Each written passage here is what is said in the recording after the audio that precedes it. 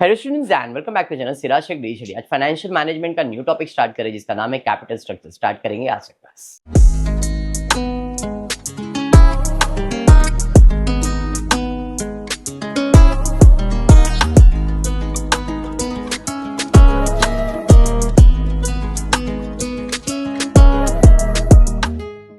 अभी FM is a new topic, last topic है। अभी capital structure, capital budgeting, decision making, ये सबको मैं कंबाइन करके एक ही लेसन में पढ़ाने वाला हूँ। सब अलग अलग लेसन के नाम रहेंगे बट कंसेप्ट सबका एक दूसरे से कनेक्टेड रहेगा। चाहे कैपिटल बजटिंग हो, कैपिटल स्ट्रक्चर हो, डिविडेंड डिसीजन पॉलिसी हो, कुछ भी हो, ये सब एक ही लेसन के अंदर कंबाइन करवा दूंगा मैं। 3 अलग अलग लेसन है। 3 लेसन के अंदर से आपको मैं जो पढ़ाऊंगा वो एक कंसेप्ट वाइज ही पढ़ाऊंगा, जिसमें से आज हम लोग जो स्टार्ट करने जा रहे हैं उसका नाम है कैपिटल स्ट्रक्चर। नाम से पता चल रहा है कि हमको हमारे बिजनेस का कैपिटल स्ट्रक्चर के बारे में स्टडी करना है कि बिजनेस में कैपिटल से क्या बदलाव आएगा अगर हम इक्विटी शेयर इशू करते हैं या प्रेफरेंस शेयर इशू करते हैं या डिबेंचर इशू करते हैं, तो इससे बिजनेस को फायदा होगा या नुकसान होगा। कैपिटल बढ़ाना चाहिए, कम करना चाहिए, इसी के बारे में हम लोग स्टडी करने वाले हैं। समझ में आ रहा है? तो कंसेप्ट भी कुछ इसी जैसा ही होगा, ज्यादा कुछ नहीं है।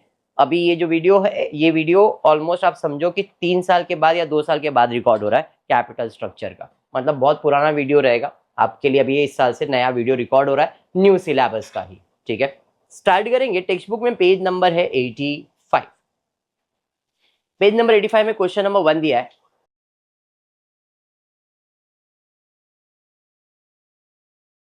दिख रहा है क्वेश्चन? क्या दिया है? कौन है ये? रेविलियो। Okay. Revenue Limited is expecting an annual earning before interest tax, EBIT. Earning before interest and tax. Interest के और टैक्स के पहले का कमाई है 5 लाख रुपए। The company has rupees 16 lakh in 10% debentures. The cost of equity or capitalization rate is 17%.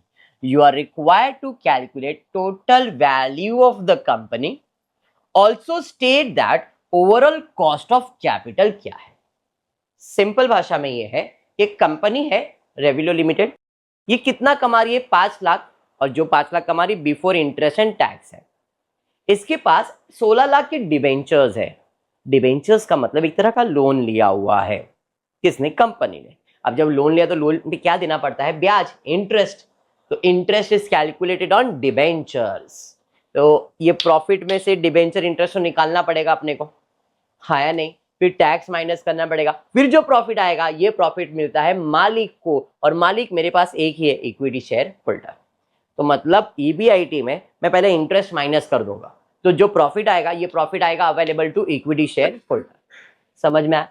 अब question में इक्विटी शेयर कैपिटल कितना ये दिया नहीं है, बट बोला है कि the cost of equity capital और कैपिटलाइजेशन रेट कितना है? 17%। नॉर्मली हमको जो कमाई होगा ऐसे टाइप के बिजनेस में वो 17% होगा।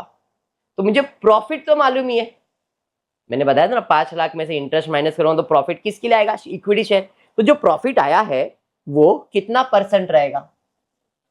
क्योंकि हमारा कंपनी 17% रिटर्न कमा रहा है, तो 17% इतना है, तो 100% जो भी आएगा वो मुझे क्या मिल जाएगा? 100% जो भी आएगा मुझे मिलेगा equity capital.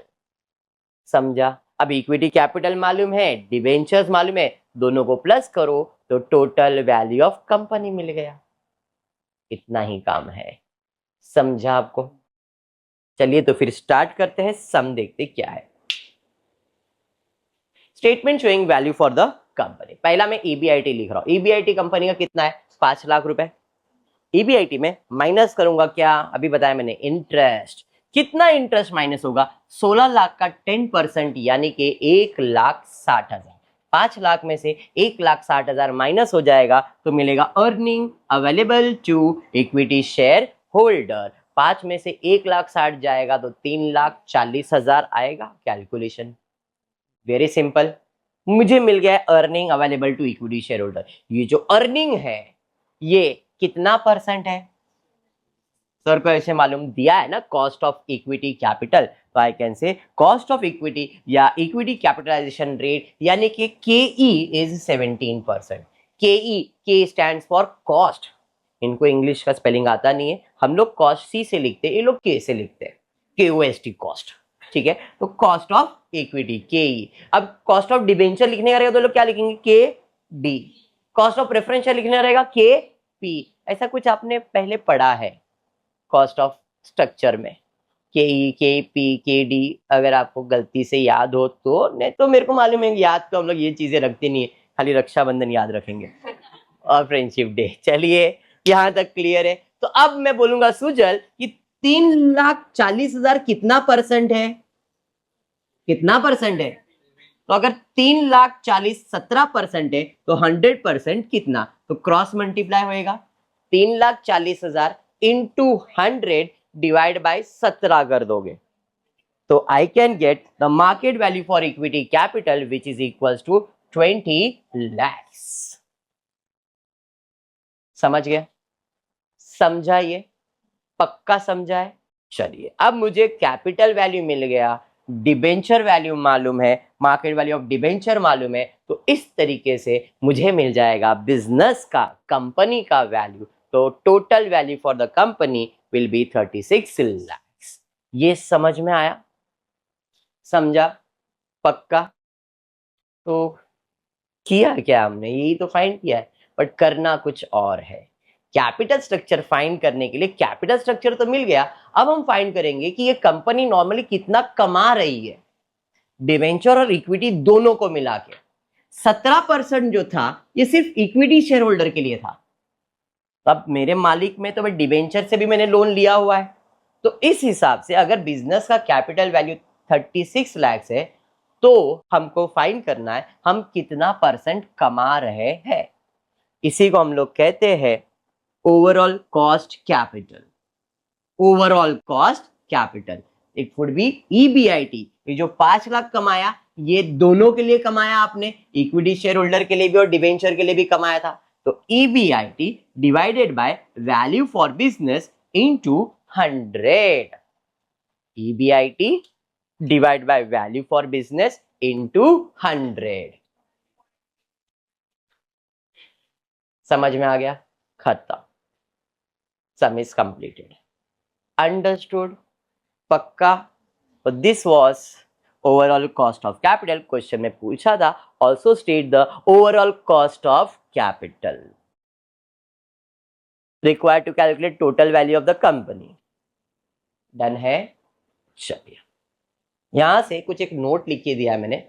In order to examine the effective change in debt equity mix in the capital structure of the company, let us consider the following illustration। ये तो ठीक था, अब मैंने इसको और एलॉबरेट करने के लिए एग्जाम्पल्स बढ़ा दिए। रिवैल्यू लिमिटेड वही था, डिबेंचर्स 10 लाख के थे, कॉस्ट ऑफ इक्विटी कैपिटल 17% ही था। कंपनी डिसाइड कर रही है to raise additional 4 lakh by issue of debentures. पहले मेरे पास डिबेंचर्स कितना था, 16 लाख का ही था, बराबर है। अब मैंने और डिबेंचर इशू करवा दिया, कितने का डिबेंचर इशू किया, 4 लाख। अब इधर हुआ क्या, प्रॉफिट तो वही है बट ब्याज बढ़ जाएगा। कैसे? पहले ब्याज 16 लाख पे 10% दे रहे थे, अभी और आपने 4 लाख का डिबेंचर इशू किया, उस पे भी 10% देने का है, मतलब अब टोटल ब्याज कितना जाएगा, 20 लाख का 10% यानी कि 2 लाख रुपया ब्याज जाएगा। चलिए तो देखते हैं कैपिटल स्ट्रक्चर में कुछ चेंजेस आता है क्या। 5 लाख मेरा, बराबर 5 लाख मेरा प्रॉफिट हो गया, हाँ उस पे माइनस करूंगा इंटरेस्ट ऑन डिवेंचर कितना, 20 लाख का 10% यानी कि 2 लाख। 5 लाख में से 2 लाख जाएगा तो बचेगा 3 लाख, और ये 3 लाख किसके लिए बचेगा, earning available to equity share holder 3 lakh रुपए। समझ में आ गया? 3 लाख जो है वो कितना परसेंट है, तो अगर 3 लाख 17% है तो 100% कितना, 17,64,706 पॉइंट आ गया 17,64,000 रुपए।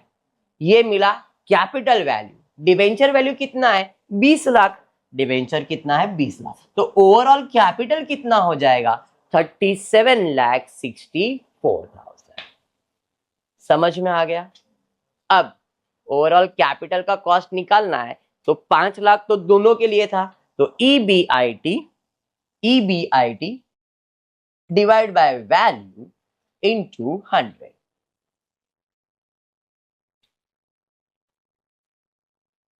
क्या समझ में आया? अगर आप दोनों सम को कंपेयर करोगे तो पिछली बार 13.89 रिटर्न्स था, अभी 13.28 हो गया, रिटर्न्स कम हो गया, कैपिटल बढ़ गया। पहले कैपिटल 36 लाख था, अभी कैपिटल 37। कैपिटल वैल्यू तो बढ़ रहा है बट जो रिटर्न्स है वो कम हो रहा है। क्या कैपिटल वैल्यू क्यों बढ़ा? डिबेंचर के वजह से। अभी यही जगह पर अगर इक्विटी होता तो मे बी रिटर्न्स का कंसेप्ट बदल जाता। क्यों? क्योंकि अगर आप इक्विटी शेयर इशू कर रहे हो तो आपको इंटरेस्ट तो नहीं देना पड़ता, तो प्रॉफिट ज्यादा होता, तो उस केस में रिटर्न्स बदल जाता। तो वही चीज आपको यहाँ पे एक्सप्लेन किया गया है। The about table shows that rising additional depth has result in increase in the total value of the company but reduce the overall cost of capital. समझा कंसेप्ट? चलिए तो फिर और एक कंसेप्ट को ले लेते हैं। सेम क्वेश्चन बट अब और डिक्रीज करवा दिया है मैंने। देख लो, revenue limited is expecting annual EBIT 5 lakh रुपए, कंपनी 16 लाख का डिबेंचर है, कॉस्ट ऑफ कैपिटल या इक्विटाइजेशन कैपिटलाइजेशन रेट दिया 17% दिया। The company decided to redeem 4 lakh. What is redeem? ऐसा की गाली बोलती रिडीम? क्या है रिडीम का मतलब? रिडीम मतलब वापस दे देना। भाई तुम्हारे पैसे तुम लेके जाओ भाई। कितना पैसा वापस कर दिया मैंने? किसको? डिबेंचर होल्डर को। डिबेंचर थे कितने? भाई तुम तुम्हारा पैसा ले लो, मेरे को नहीं चाहिए। तो 16 में से 4 तो चले गए, तो जो ब्याज दूंगा मैं किस पे दूंगा? 12 लाख पे। मतलब मैंने कैपिटल कम करवा दिया है, बाकी सब चीजें सेम है। एडिशन दिया हुआ है, 4 लाख का डिबेंचर इशू किया था। By issuing additional equity share of 4 lakh you are required to calculate equity capital. चलिए कोई नहीं, पहला प्रॉफिट ले लिया 5 लाख, ब्याज 16 लाख पे आएगा, 4 लाख पे आएगा कि 12 लाख पे आएगा? सर 12 लाख पे आएगा। 12 लाख का 10% 1,20,000, 5 लाख में से 1,20,000 चले जाएगा, 3,80,000 आ जाएगा। कितना परसेंट है 3,80,000? 17% है, तो 3,80,000 डिवाइडेड बाई 17%, 22,35,294। डिबेंचर वैल्यू कितना? 12 लाख। ऐड कर दिया, टोटल कितना हो गया? सर आपने ये बताया नहीं 4 लाख रुपए का आपको क्या करने का है। मैंने 4 लाख की इक्विटी शेयर्स दे दिए उसको, डिबेंचर होल्डर को 4 लाख का मैंने इक्विटी शेयर दे दिया है, बट रिडीम हुआ है ना वहां पे, डिबेंचर तो कम हो गया। तो जब डिबेंचर कम हुआ तभी तो आपका कैपिटल वैल्यू इंक्रीज हो गया यहाँ पे। क्लियर है? तो अब आपको वैल्यू फॉर कंपनी V यानी कि S plus D, where S stands for what? S stands for equity, D stands for debenture. Question में आपको VSD ऐसा कुछ बोला जाएगा। V value of the company दिया रहेगा तो मतलब S प्लस डी दिया हुआ है, V दिया है और D दिया है तो S फाइंड करना है, तो कैसे फाइंड करोगे? वैल्यू में से डिबेंचर माइनस करो तो S यानी कि इक्विटी मिलेगा। समझ में आ रहा है? मैं शॉर्ट नहीं दे रहा हूं, एक्सप्लेनेशन दिया डायरेक्टली। अब ये मिल गया है तो अपने को फाइंड करना है ओवरऑल कैपिटल का वैल्यू। 5 लाख डिवाइड बाय 34 35 294, 294 भी लिखना, कितना? 14.5 है। अब देखो क्या हुआ, जैसे डिबेंचर का वैल्यू कम कर दिया मैंने, मेरा कॉस्ट ऑफ कैपिटल इंक्रीज हो गया है। समझ में आया कंसेप्ट क्या है इसका? पक्का? देखो नोट लिख के दिया है। The above table show that decrease in the debt, that is debenture, has reduced the value of the firm and increase overall cost of capital. Value of firm 34 lakh हो गया, पहले 36 था, जैसे डिबेंचर इशू किया 37 हो गया, डिबेंचर कम किया value 34 हो गया। वैल्यू ऑफ बिजनेस तो कम हुआ लेकिन जो रिटर्न का रेट है कॉस्ट ऑफ कैपिटल वो क्या हो गया? बढ़ गया। समझ में आ गया? चलिए और एक सम लेंगे, छोटा सा सम, ज्यादा बड़ा नहीं, छोटे छोटे ऐसे ही रक्षाबंधन स्पेशल। इमली, एमली, जो पढ़ना है आपको, इमली एमली जैसा पढ़ोगे उसको बुरा लगेगा नहीं, वो आके मारेगी नहीं अपने। तो एमली लिमिटेड, लिमिटेड का टी गायब कर दिया है, has EBIT of 5 lakh, company cost डेप्ट 10% एंड आउटस्टैंडिंग डेप्ट is 15 lakh, assuming overall capitalization मतलब वैल्यू का परसेंटेज दिया है 15%। Calculate total value of the firm and equity capitalization rate. Cost of equity दिया नहीं है, वो फाइंड करना है।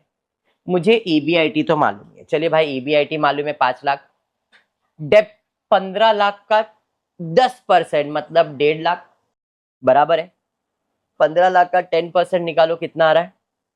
अभी ये लोग ने क्या किया है वो बाद में बताता हूँ, ये ओवरऑल कैपिटल है, इसको छोड़ो। 15 लाख का 10% निकालो कितना आ रहा है, 1.5 लाख आ जाएगा। कैलकुलेट किया है क्या? यस। 15 लाख का 1.5 लाख माइनस करो तो आपको आ जाएगा 3,50,000। 3,50,000 जो प्रॉफिट आएगा वो किसके लिए आएगा? कॉस्ट ऑफ इक्विटी के लिए आएगा। बट मेरे को कॉस्ट ऑफ इक्विटी मालूम नहीं था, ओवरऑल कॉस्ट कैपिटल मालूम था। ओवरऑल जो सम अभी मैंने आपको रिसेंटली सॉल्व करके दिया था, तब मैंने आपको बताया था ओवरऑल क्या निकालते, ईबीआईटी अपॉन कंपनी का वैल्यू इनटू 100। फॉर्मूला आपको मैंने लिख के दिया था ईबीआईटी, भाई पेन कहां है यहाँ पे,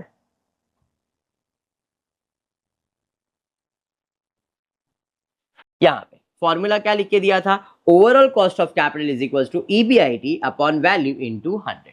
अब इस सम के अंदर ओवरऑल कॉस्ट मालूम है कितना परसेंट, तो cost is equals to EBIT upon value into 100। ऐसे ही सॉल्व करते हैं।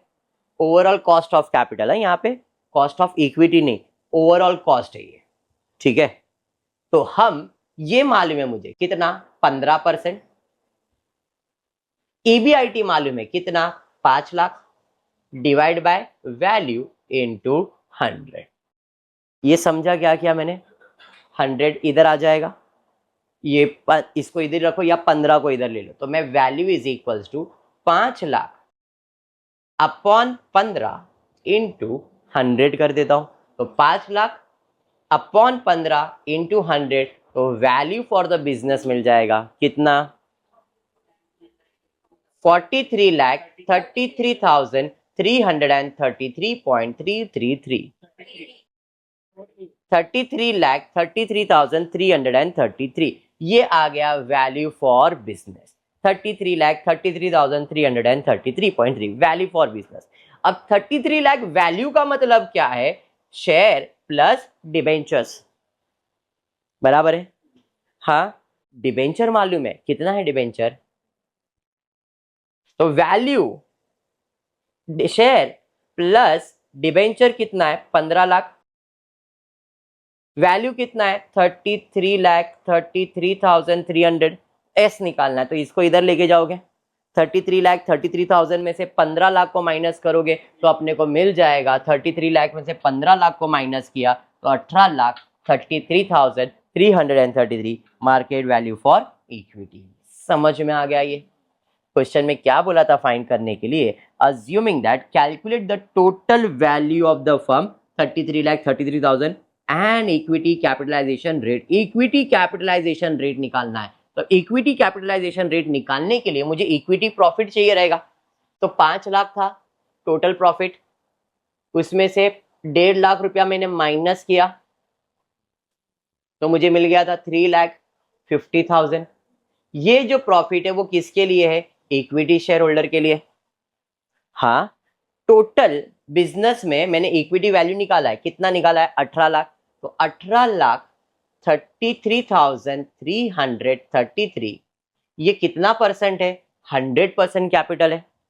इतना पैसा लगाओगे तो कितना कमाओगे, 3.5 लाख रुपया कमाओगे। तो 3.5 लाख कितना परसेंट है, तो मैं क्रॉस मल्टीप्लाई करूंगा, 3,50,000 into 100 divided by 18,33,333.333। कैलकुलेट करो कितना आ रहा है, 19.09। देखो 3.5 लाख हो गया, डिवाइड बाय 18 लाख इंटू 100 करोगे 19.09। समझ में आ गया? तो कैपिटल स्ट्रक्चर में ट्विस्ट एंड टर्न्स यही आएगा, घुमा फिरा के पैटर्न समझ जाना है आपको बस, ठीक है। इसमें 2 टाइप के सम आएंगे, net income approach, net operating income approach, जिसे हम कहते हैं NI नेट इनकम अप्रोच, और दूसरा है NOI net operating income approach. दो मेथड आने वाले, NI NOI। अभी के लिए सिर्फ मैंने आपको बेसिक चीजें करवाया, नेक्स्ट क्लास जब भी लूंगा तो उसमें ये NI NOI का कंसेप्ट एक्सप्लेन कर दूंगा। बाकी कुछ नहीं, इतना ही करना है कैपिटल स्ट्रक्चर, ठीक है क्या? 2-3 लेक्चर्स में खत्म हो जाएगा। FM is quite simple depending on formulas, no ledger, no journal entry, nothing, only formula based। इसके पहले भी बॉन्ड वैल्यूएशन आपने किया, फॉर्मूला बेस्ड है, ये भी फॉर्मूला बेस्ड है, ठीक है क्या? चलिए तो फिर आज के क्लास में इतना ही करेंगे। होपफुली वीडियो पसंद आया तो प्लीज वीडियो को लाइक कर देना, फ्रेंड्स ग्रुप में शेयर करना, चैनल को सब्सक्राइब करना। Thank you for watching the video.